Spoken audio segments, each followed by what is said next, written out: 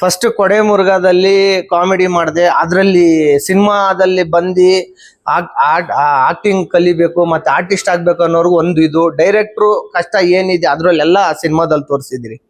ಈ ಸಿನಿಮಾದಲ್ಲಿ mother sentiment ಇದೆ, ಲವ್ ಸೆಂಟಿಮೆಂಟ್ ಇದೆ, ಮತ್ತೆ ಕಾಮಿಡಿ ಇದೆ, ಎಲ್ಲ ಮಿಕ್ಸ್ ಇದೆ.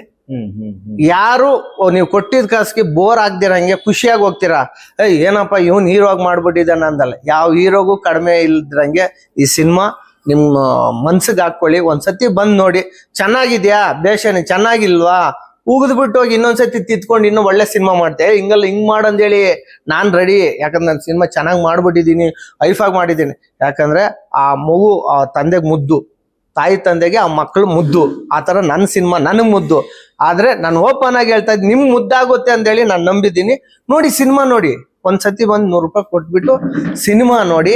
ನಿಮ್ಗೆ ಇಷ್ಟ ಆದ್ರೆ ಆಲ್ ದ ಬೆಸ್ಟ್ ಹೇಳಿ, ಇಷ್ಟ ಇಲ್ಲ ಚೆನ್ನಾಗಿಲ್ಲ ಇನ್ನೊಂದ್ಸತಿ ಚೆನ್ನಾಗಿ ಮಾಡು ಮಗ ಅಂತೇಳಿ ನಾನು ಅದಕ್ಕೆ ನಿಮ್ಗೆ ತಲೆ ಬಾಗ್ತೀನಿ. ದಯವಿಟ್ಟು ಬಂದು ಕನ್ನಡ ಸಿನಿಮಾಗಳು ಬಂದು ನೋಡಿ ಆಶೀರ್ವಾದ ಮಾಡಿ ಅವ್ರಿಗೆ ಬೆಳೆಸಿ ಅಂತ ಕೇಳ್ಕೊಂತ ಇದ್ದೀನಿ.